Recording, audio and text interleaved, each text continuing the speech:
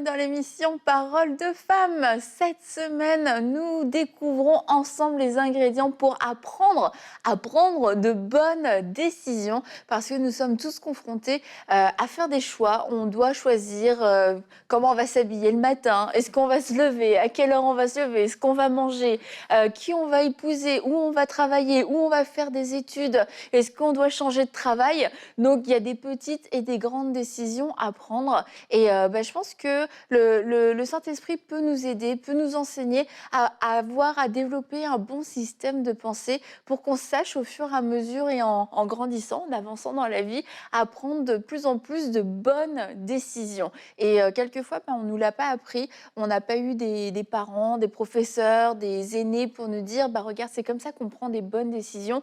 Et du coup, on répète toujours les mêmes systèmes et puis on se retrouve avec des décisions qui ont des conséquences, qui nous pèsent, qui sont désagréables. Alors vraiment, cette semaine, le Saint-Esprit va nous éclairer et va nous conduire, va nous enseigner. On va pouvoir détruire certains modes de pensée, certaines façons de faire qui nous poussaient vers les mauvaises décisions et puis commencer à prendre de bonnes habitudes pour prendre des décisions que nous ne regretterons pas demain dans les petites et dans les petits et dans les grands domaines de notre vie. Alors hier, on a parlé de la réflexion, on a parlé du raisonnement et on s'est encouragé à réfléchir, à utiliser notre cerveau. Et aujourd'hui, on oublie tout ça, on parle de la foi, arrête de réfléchir et fonce.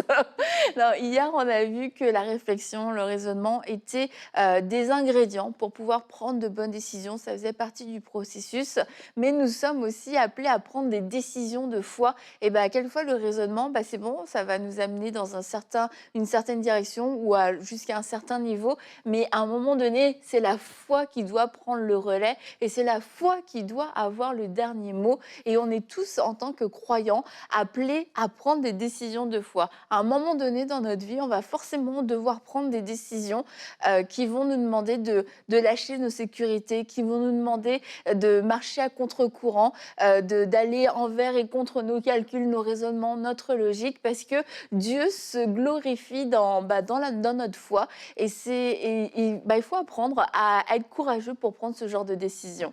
Non, mais ouais, non, c'est ça. C'est vrai que c'est un pas de foi, ouais, c'est ça. C'est vraiment lâcher le contrôle, c'est vraiment un abandon total.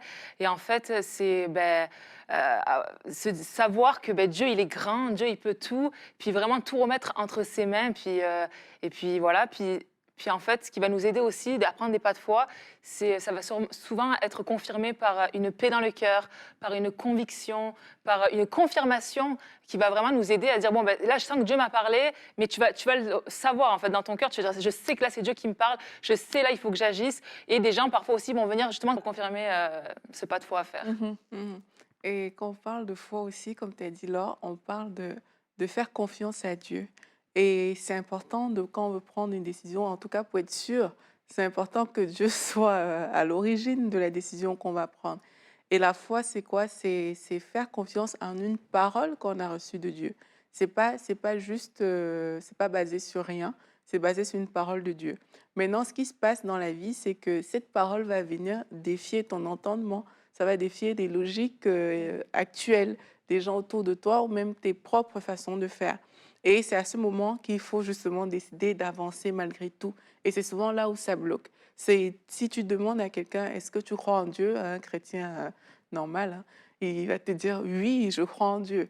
Mais parfois, on va dire ça, mais dans nos faits, dans la façon dont on réagit et tout, on se rend quand même compte qu'on manque de foi parce que notre réaction ou réflexion ne traduit pas toujours la confession qu'on peut juste se faire de la bouche.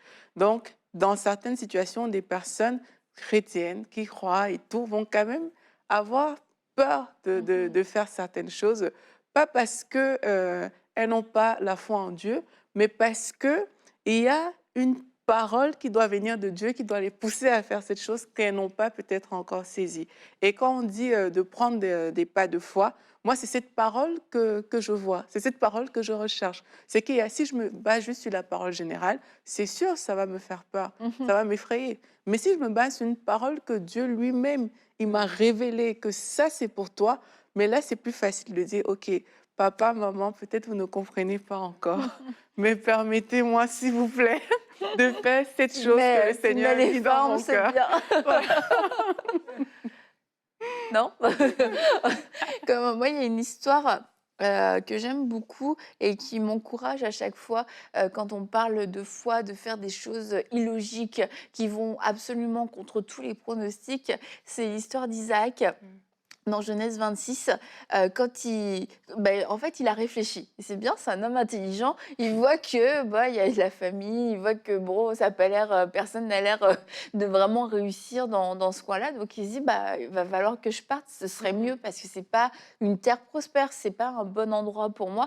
Et en fait, là, Dieu l'arrête et il lui dit: «Non, de rester et de planter, de semer et qu'il va récolter». Et on lit, dans Genèse 26 au verset 12: «Et Isaac a obéi. Alors, Isaac fit des semailles dans le pays. Il récolta le centuple cette année-là, car l'Éternel le bénit. Cet homme devint riche.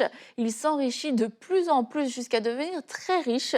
Il avait des troupeaux de petits et de gros bétail, ainsi qu'un grand nombre de serviteurs.» Et en fait, cette histoire, je trouve que ça montre beaucoup de situations de notre vie.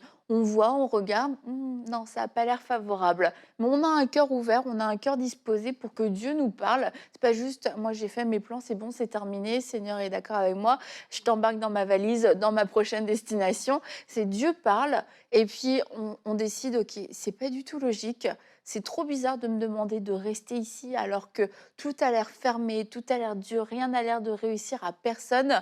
Et on voit que ce pas de foi, de rester, de semer, et Dieu le bénit et il récolte au centuple. Et ça doit être l'histoire de notre vie dans plein de situations.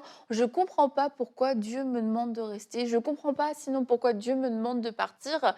Et pourtant, je vais le faire et je vais voir une récolte au centuple. Pourquoi? Parce que c'est logique, parce que j'ai trouvé une graine miraculeuse, parce que j'avais un lancer de main quand Isaac semait, il avait un mouvement qui était parfait. Non, la Bible dit l'Éternel l'a béni. C'est la seule raison pour laquelle il a réussi, il a été béni. C'est ça. Et Wow. tu vois, parfois, on va chercher le mouvement de la main. On va chercher le lancer. C'est Comme vrai, Ruth qui a on glané. va, on va chercher des choses comme ça, mais on va pas chercher la parole derrière. Parce que c'est la parole derrière qui garantit le truc, en fait. C'est ça. C'est la parole derrière qui garantit même l'acte de foi. Parce que s'il y a pas la parole derrière, il n'y a pas cet acte-là. Et c'est pour ça que c'est important de s'arrêter et de dire, Seigneur, c'est quoi ta parole pour moi dans cette saison de ma vie, face à ce choix que je dois prendre, dans cette décision? Quelle est la parole que tu as pour moi? La parole que Isaac avait pour lui, c'est je vais aller en Égypte. Là-bas, ça semble bien. Ça, c'était la parole d'Isaac pour lui. Nous, on a parfois nos paroles pour nous, qui viennent peut-être de nos amis, de différentes personnes, de ce qu'on veut nous-mêmes. Et on a nos paroles pour nous qui vont dire, OK, d'accord, moi, je vais aller vivre dans tel endroit, je vais faire telle chose. Mais c'est important de s'arrêter, en fait, pour entendre cette voix de Dieu qui va te dire, en fait, Aurélie, pour toi, c'est pas de rester ici, c'est d'aller là-bas. Et c'est ça qui va faire la différence. Et c'est comme ça qu'on aura, on dit d'oser, hein. C'est comme ça que tu pourras oser, en fait. Moi, je vois mal. Il y a des gens qui osent, mais sur du vide, tu vois. C'est comme, il n'y a pas de Il n'y a parole. pas de foi. il y a- Il y a juste On fait un pas, mais je ne sais pas de quoi, en fait. de folie. C'est comme tu n'as rien reçu de Dieu vraiment. Tu n'as pas cette parole révélée, comme je veux dire. Et puis, tu vas faire des choses en disant que tu as la foi. Mais non, la foi vient de ce qu'on entend. Et ce qu'on entend, c'est la parole de Dieu. Il faut que tu entendes la parole de Dieu qui te dise vraiment, voici la chose. Je ne dis pas que ce sera pas une voix comme ça, audible, mais il faut que tu te rassures d'être en phase avec Dieu. Et sur ce chemin, peut-être tu auras des hésitations. Peut-être tu auras peur de te tromper. Peut-être qu'il y a des choses qui vont arriver dans ce chemin-là. Mais c'est ton partenariat avec Dieu qui va maintenant te faire avancer. Et c'est la conscience de ce que... Moi, je dis souvent à Dieu, si je me trompe, tu vas venir me chercher. Ça, c'est une phrase que j'aime bien dire à Dieu. Je dis, si je me trompe, tu viendras me chercher. Quand des choix sont très difficiles pour moi et que je ne sais vraiment pas quoi faire, quand tu vois des deux côtés, ça semble être bon, ça semble ne pas être contraire à la parole de Dieu, les choses semblent être bien, mais parfois, je ne peux pas juste rester là. À un moment, parfois, je dis à Dieu, si je me trompe, je sais que tu vas venir me chercher. Et là, ça va me faire avancer. C'est comme si tu vas tâter, en fait, un terrain.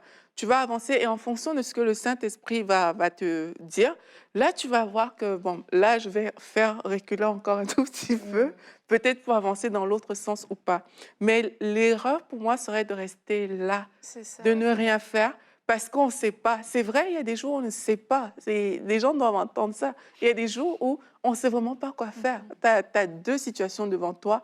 C'est des situations bonnes. C'est pas où... parce qu'il y a des situations où on voit vraiment que... Vraiment, là, il n'y a même pas de, il y a pas de choix. Là. C'est clair que si ça s'oppose à la parole de Dieu, si ça s'oppose aux principes divins, là, la question ne se pose pas. Mais il y a des situations Est-ce que je où... vais braquer une banque Ah. ou pas? Voilà, tu Hmm. vois, là, c'est sûr et certain. Tu vois, mais il y a des cas où tu es là, et peut-être que beaucoup de personnes qui nous écoutent sont dans cette situation où tu ne sais pas. Mais rien ne s'oppose vraiment à la parole de Dieu, mais tu n'es pas sûr. Et vraiment, ça, c'est moi. Seigneur, si je me trompe, quand je suis arrivée au point où j'ai demandé à Dieu, j'ai soumis ma volonté à Dieu, je me suis dit, Seigneur, j'ai besoin de toi, montre-moi, et que je semble encore être dans le flou, je finis souvent à dire à Dieu, si je me trompe, j'ai une certitude, je suis ton enfant, tu viendras me chercher. Il n'y a aucun père qui peut laisser son enfant à la dérive comme ça. Si je me trompe, tu viendras me chercher. Et ça va m'aider à poser certaines actions. Même si je ne vais pas à fond comme j'aurais aimé, je vais quand même poser des pas. Et je pense que c'est ça qu'on appelle des pas de foi. C'est que tu poses des pas et puis après, tu verras, en fonction de ce que le Saint-Esprit va te dire, tu pourras avancer ou te rétracter. Non, c'est vraiment bon. Moi, il y a deux choses là-dedans qui me parlent beaucoup. La première, c'était au niveau de... d'avoir la foi, c'est bien, mais c'est sûr qu'on est obligé d'avoir une relation avec Dieu aussi pour développer cette foi. Tous les grands hommes de Dieu de la Bible, ils avaient vraiment cette relation avec Dieu. Et il faut vraiment aussi développer son écoute. Parce que pour parler d'un pas de foi, il faut être à l'écoute de ce que Dieu nous dit. Et c'est vrai que je réalise que des fois, c'est quelque chose qui est compliqué pour nous. C'est vraiment juste d'écouter ce que Dieu nous dit. En fait, on est bon d'aller vers Dieu pour lui demander des choses, ou guéris-moi, ou est-ce que je peux je peux avoir un emploi, ou peu importe. Et c'est bon de le faire. Mais est-ce que aussi des fois, on réussit à s'arrêter puis juste écouter ce qu'il a à nous dire et puis voilà, juste s'arrêter, quoi. Et c'est pas toujours facile. Mais ce qui est évident, c'est que Dieu veut nous révéler tellement de choses sur nous, sur ses stratégies, sur qui il est. Et c'est vraiment important de prendre ces temps-là, d'apprendre, parce que c'est une discipline aussi. C'est pas toujours évident de s'arrêter et d'écouter. Et ça va vraiment nous aider justement après à dire, OK, Dieu m'a dit ça, là, ça me confirme, je peux avoir la foi parce que je sais que Dieu m'a parlé et c'est clair, quoi. Et il y avait aussi sur le fait de se tromper aussi. C'est vrai que des fois, on ne sait pas, on n'est pas sûr, comme tu dis, du pas qu'on doit faire. Mais effectivement, ce qui est beau avec Dieu, c'est que par son amour, il nous laisse pas, quoi. Et moi, ça me faisait penser, je l'avais déjà partagé la première fois que j'étais venue, là, quand je devais partir à Jeunesse en Mission. Et puis, au début, je voulais partir à Los Angeles. J'avais déjà partagé ça. Et voilà, j'avais vraiment un désir de partir, mais mon cœur était comme, je veux me rapprocher de Dieu, mais ce n'était pas la bonne destination pour moi. Et de dire, j'ai fait ce pas-là, mais Dieu, il a fermé les portes. Et c'est ça qui est beau, parce que par son amour, comme tu dis, c'est un Père qui nous aime. Il ne va pas nous laisser nous planter, parce que ce n'est pas le but. Il va venir nous secourir et puis permettre que les portes se ferment ou quelque chose se passe pour nous réaligner vraiment avec ce qu'il a pour nous. Et ça dépend aussi quelquefois de nos personnalités, parce qu'il y a des gens de nature, ils foncent, ils se posent pas de questions, et jusqu'à ce que ça pète, jusqu'à ce que ça casse, oups, on s'est trompé de direction, c'était pas la bonne chose. Puis il y a des gens, eux, ils ont besoin de plus de sécurité pour commencer à avancer. C'est comme, il y en a, ils avancent, et c'est là qu'en cours de route, Moi, je les ils admire, entendent. ces gens-là. Et puis il y a d'autres gens, pour commencer, ils ont besoin de la parole. Moi, de nature, je serais plus à attendre. Dans le doute, on bouge pas. Dans le doute, on attend. Et au cours des dernières années, c'est quelque chose que moi, j'ai dû apprendre à faire. C'est que je ne peux pas toujours attendre, comme tu disais, Aurélie, parce que, en fait, la vie continue. Il y a des choses qui continuent. Puis toi, tu as l'impression que tu attends. Tu as l'impression que tu es dans une situation qui est peut-être sécuritaire, mais en fait, c'est dangereux parce que c'est les situations, les circonstances qui te bougent. Et puis, tu t'es dans la confusion parce qu'en fait, ta sécurité d'hier, elle a bougé parce qu'il y a eu un vent de ce côté-là. Et à un moment donné, dans nos vies, quand on n'est pas dans un temps, il y a des temps vraiment d'arrêt où Dieu nous demande de nous arrêter, on prie, on réfléchit et c'est une bonne chose. Mais une fois que ce temps-là est passé et qu'on se rend compte qu'en fait, c'est la peur qui nous retient, c'est la peur qui nous paralyse, c'est pas la sagesse, c'est pas la prudence, c'est pas la réflexion, c'est juste qu'on a peur parce qu'on n'a pas toutes les cartes en main. Là, c'est le moment de se dire, en fait, je peux pas être animée par la peur. J'ai pas reçu un esprit de peur, j'ai reçu un esprit de foi. Et cet esprit de foi va me pousser à me lever et puis à prendre une décision. Et peut-être que je vais me tromper, mais c'est sûr que quand on a peur de l'échec, peur de faire mal, peur de décevoir Dieu, il y a toutes sortes de peurs en fait qui peuvent entrer en ligne de compte.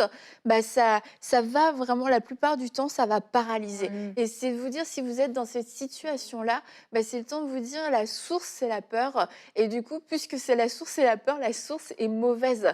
Et c'est le temps d'arracher cette source, d'arracher la peur et de dire, Seigneur, oui, je te fais confiance. Et c'est vrai qu'au début, du coup, on a l'air je sais On pas. tâtonne. Oui, ou quelquefois juste un cheval un peu fou, tu sais, que tu libères et puis qui va un peu dans tous les sens. Puis après, ça se calme. Mais parce que t'es perdu, tu sais pas trop quoi faire. Mais vraiment, il y a un moment, il faut prendre une décision. Parce que si on ne prend pas de décision, si on ne se positionne pas, en fait, qu'on le veuille ou qu'on ne le veuille pas, il y a une direction qui va être prise et qui ne sera pas forcément la nôtre. Alors oui, faites confiance dans la bonté de Dieu, comme Aurélie et Laure l'ont dit. Dieu est bon, c'est un bon Père. Et si on se trompe, il va venir nous chercher. Et comme Isaac, un peu dans les mêmes passage, il récolte et tout ça, c'est super, il fait un super truc, mais en même temps, il dit que sa femme, c'est sa sœur, tu vois, parce qu'il a peur. Il a fait confiance à Dieu pour, pour la bénédiction au niveau de cette prospérité, mais par contre, il a de la peur concernant sa sécurité vis-à-vis de sa femme, etc. Du coup, là, il va mentir. Et ça se peut qu'il y a des fois, dans nos vies, il y a des domaines où on marche vraiment dans la foi, il n'y a pas de souci, puis il y a d'autres domaines en parallèle, en même temps, dans la même journée, dans la même heure, en fait, on a des racines de peur qui nous poussent au compromis, qui nous poussent à la paralysie. Et Dieu veut vraiment nous élargir aujourd'hui. Il dit, prends des décisions de foi dans tous les domaines de ta vie. C'est ça, et c'est certain que si on veut vivre le plan de Dieu, il va avoir des pas de foi à faire comme ça, mais c'est sûr que ça va pas être... C'est évident qu'on va être un peu... tu sais, j'ai pas le mot là, mais un peu, moi je le vois un peu comme un saut en parachute, tu sais. Non mais, non mais c'est vrai, tu sautes, mais tu sais, c'est comme mais une chance, t'as le parachute qui te rattrape là, tu vois.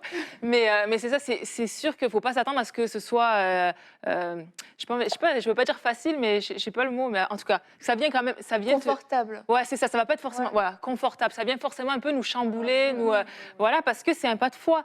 Mais après, la beauté, c'est lorsque tu vois Dieu agir, mais là, c'est fou. Non, mais c'est vrai, tu vois la grandeur de Dieu. Et puis, plus tu vas faire des pas de foi, en fait, plus tu vas grandir dans ta foi. Donc, l'un à l'autre, voilà, ça va t'aider, ça va te fortifier. Puis, tu vas avoir d'autres pas de foi. Puis, finalement, ça va être de plus en plus évident dans le sens où, je sais que là, Dieu, il a agi là. Je vois pas pourquoi il agirait pas là. Puis, ça va vraiment t'encourager, quoi. Ça, c'est sûr. Et c'est aussi bien de ne pas avoir peur de tâtonner.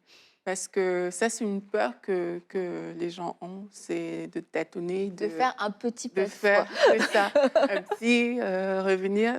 En tout cas, moi, c'est quelque chose que j'ai appris. Hein. Il y a un verset qui dit que Dieu a permis qu'on le cherche à tâtons. Donc, voilà. Tu vois, mais j'ai appris ça, c'est que parfois, il faut renoncer à certaines choses en nous-mêmes. Tu parlais de certaines racines qu'on a à l'intérieur de nous, comme ça, qu'on ne sait pas. Mais il faut renoncer à ça. Je pense à des personnes qui sont dans un tournant dans leur vie. Et dans ce tournant, il y a des choix à faire. Et tu sais que ce choix peut t'amener très loin ou pas, en fait. Et c'est déterminant, c'est quelque chose de crucial pour ces personnes-là. J'ai envie de vous dire, mais la première chose que je pense qu'il faut faire, c'est de renoncer à toutes les forteresses qui pourraient venir vous empêcher de prendre le pas que Dieu a choisi pour vous. Et ça, c'est quelque chose qu'il faut se placer devant Dieu pour le faire, vraiment. C'est que je veux renoncer à l'intérieur de moi. S'il y a des racines de peur, des choses que je ne vois peut-être pas, mais qui constituent un frein pour ce que Dieu veut faire dans cette saison, alors que je suis à ce tournant, il faut les arracher. Mais vraiment, il y a des gens qui ont une force pour s'opposer à des esprits méchants, à des démons. Ils crient, ils parlent, ils sont féroces. Mais moi, je vous assure, ce genre de choses qui sont parfois à l'intérieur, il faut être aussi féroce que lorsqu'on le fait avec des esprits méchants. Il faut vraiment être déterminé et dire, cette chose à l'intérieur de moi ne doit pas rester. Je veux arracher cette chose maintenant. Et une fois que vous avez renoncé comme ça, vous qui êtes dans cette étape décisive, c'est là où, comme Laure a dit, il y a le saut en parachute qui- qu'il faut faire en fait, en se disant vraiment, Seigneur, je sais que tu es avec moi. Je crois que c'est indiscutable. C'est du style, ce ne sera pas forcément confortable, comme tu disais, mais c'est des pas à prendre en se disant, je crois que Dieu qui m'a donné cette parole est fidèle et il va l'accomplir. Ça pose aussi une question parfois de dépendance à l'Esprit de Dieu. Et Laure, tu en as un peu parlé aussi tout à l'heure quand tu parlais de se disposer pour entendre. C'est vraiment dépendre du Saint-Esprit. Le Saint-Esprit habite en nous. Et même si parfois c'est difficile de tout comprendre, de tout assimiler, ben, il faut avoir la conscience que le Saint-Esprit habite en toi, au point où lui, il va te diriger, lui, il va te conduire, lui, il saura te montrer le chemin. Et ça va faire que quand tu prends ce pas de foi, le saut, oui, il chamboule, mais à l'intérieur de toi, il y a quelque chose qui est assis confortablement, qui est la paix de Dieu, qui fait que malgré les vents, même si c'est dur, il y a quelque chose en toi qui est assis et tu es sûr que ce n'est pas la peur qui t'a poussé. C'est vraiment le Saint-Esprit en toi qui était derrière pour t'accompagner. Ah, c'est bon ça. Oui. Vas-y, là. Non, j'allais dire que puis aussi, ouais, c'est ça. De ne pas se laisser aussi déstabiliser par les gens. Parce que des fois, tu prends un pas de foi, mais c'est sûr que les gens, ils ne comprennent pas forcément pourquoi tu fais ça. Et pour la petite histoire, nous, c'est vrai qu'avec Sam, là, c'était il y a, je ne sais plus combien d'années, 6 ans, on était allés en France. On habitait en France pendant 2 ans. Et c'était un peu spécial parce que c'était des années où on commençait à rentrer dans le ministère. Moi, c'était le temps où je ressentais qu'il fallait que j'ai mon deuxième enfant et tout ça. Et c'est vrai que c'était une saison de vie où on sentait qu'on n'était pas forcément appelé à travailler dans le milieu séculier, quoi, et que c'était vraiment un temps, voilà, où on développait notre ministère. Moi, j'étais enceinte, tout ça, et voilà. Et c'est vrai que les gens autour, on avait beaucoup plus ou moins des commentaires. Ah bon, mais vous êtes sûr? Mais comment vous allez faire? Vous n'êtes pas sage, voyons, financièrement. Enfin, tu vois, donc c'était un peu, bon, ben oui, mais nous, on a reçu ça de Dieu. Et en fait, on ne s'est pas laissé quand même déstabiliser, même si des fois, tu te sens un peu... tu sais, un peu hors du truc, quoi. C'est pas comme, tu te sens pas comme tout le monde, donc c'est vrai que on dirait que humainement, ça fait un peu bizarre, mais c'est pas grave. Nous, on s'est quand même accroché à ce que Dieu nous a dit, et sincèrement, je le disais un peu tantôt, mais on n'a jamais autant justement grandi dans notre foi, quoi. On a vu encore plus comme Dieu était fidèle. On n'a jamais manqué de rien. On a vu comme Dieu a pourvu. On a grandi dans notre caractère, et ça valait toutes les stabilités financières du monde, quoi. C'était fort ce qu'on a reçu, et c'était une saison, voilà. Après, ça a changé les années qu'on suivit. Enfin, c'était pas le même style de vie. Mais ce que je veux dire là-dedans, c'est que ne pas avoir cette pression des gens autour, ne pas être déstabilisé, mais vraiment rester accroché à ce que Dieu dit, parce que tu grandis d'une façon extraordinaire, quoi. Ouais, surtout que quand on prend des décisions par la foi, c'est sûr que pour nous, c'est déjà inexplicable. Donc pour les autres, ça l'est encore plus, parce qu'ils te posent des questions et tu n'as rien à dire, en fait, si ce n'est... Dieu m'a dit, je ne sais pas comment te le dire. J'ai pas d'argument, c'est ça, j'ai pas d'argument. Je crois que c'est ça que Dieu m'appelle à faire, et je comprends que pour toi ça semble complètement fou, mais écoute, moi j'ai la paix et je fais confiance à Dieu. Et on peut aussi, on en a déjà parlé, mais c'est bien pour nous aussi de se dire, est-ce que je suis une personne qui aide les gens à prendre des décisions de foi? Est-ce que je suis cette personne qui dit, ah, Dieu est fidèle, si Dieu t'a parlé, alors tu vas avoir des belles choses. Franchement, je me réjouis avec toi. Ou alors, est-ce qu'on va... de toute manière, on va en parler plus demain, parce qu'on va parler des conseillers, justement, conseils humains, conseils divins, les bons, les mauvais conseils. Donc, je m'arrête sur ce sujet. Mais justement, on parlait des arguments, etc. Mais c'est que nous-mêmes, c'est ça, c'est qu'on a... Il y a des vides, il y a comme des trous dans le puzzle. tu as la parole de Dieu, c'est cool. C'est comme Pierre, ok, bah, tu traverses juste, hein, tu vas rejoindre Jésus, il n'y a pas de problème. Bah, c'est juste qu'il y a de l'eau quoi, entre les deux. Donc, comment on fait tu marches sur l'eau. Donc là, tu sais, c'est comme il y a des incertitudes, il y a des questions qui ne sont pas répondues. Et puis, c'est là où notre foi doit se mettre en action, de dire, bah, Seigneur, c'est sûr que là, je ne vois pas le plan complet et ça ne me rassure pas parce que j'aime bien savoir c'est quoi les prochaines étapes, mais c'est pas ce qui va m'empêcher de prendre une décision de foi, et comme tu le disais Aurélie, d'aller à tâtons et puis aussi de découvrir au fur et à mesure et de dire Seigneur, moi j'ai un petit peu peur quand même, je te dirais, mais je décide de te faire confiance. Et c'est ça aussi la foi. La foi, ça veut pas dire qu'il n'y a pas de peur, mais ça veut dire qu'on triomphe de la peur Yes. et que notre obéissance, notre amour pour Dieu va surpasser ce sentiment de peur qu'on va avoir. Et c'est pas la peur qui va nous dicter là où je vais, là où je ne vais pas. Mhm. Et parfois, on veut que la parole de Dieu vienne nous chercher là où Mhm. on est pour la décision qu'on a à prendre, nous montre l'étape, le chemin et tout. Mais quand on parle de foi, c'est à nous de nous élever à la hauteur de la parole de Dieu, en fait. Dans le sens que la parole t'a dit quelque chose, c'est pas, au lieu de considérer toutes tes faiblesses, de considérer toutes les incapacités qui sont devant toi, de considérer l'eau, comme dans le cas de Pierre, c'est à toi de t'élever au niveau de la parole de Dieu. C'est à toi de dire, OK, il y a ça, mais je m'élève au niveau de la parole. Je choisis le vient de Jésus. Je ne choisis pas le vent à côté. Je ne choisis pas ça. Je choisis la parole que Dieu a dit et sur cette parole, je marche. Parce qu'il y aura le vent, il y aura la tempête. Mais je choisis de marcher sur cette parole-là. Trop souvent, justement, parce qu'on ne connaît pas tout le détail de ce qu'on veut faire, on va se limiter en fait aux choses négatives qu'on voit à côté de nous. Au lieu de s'élever au niveau de la parole qu'on a entendue, qu'on connaît déjà là de prime abord, on va voir toutes ces choses-là et puis ça va nous ralentir. Mais il faut comprendre qu'il y a l'agenda de Dieu, puis il y a l'agenda du diable, il y a même ton propre agenda. Et c'est à toi de dire, je choisis l'agenda de Dieu pour aller dans sa direction et te mettre en marche dans sa direction.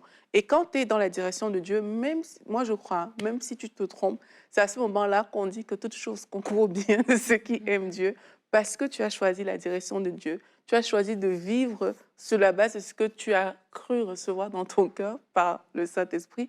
Tu as choisi l'option du Saint-Esprit. Et à ce moment-là, même si les choses semblent contraires, elles vont concourir en ta faveur.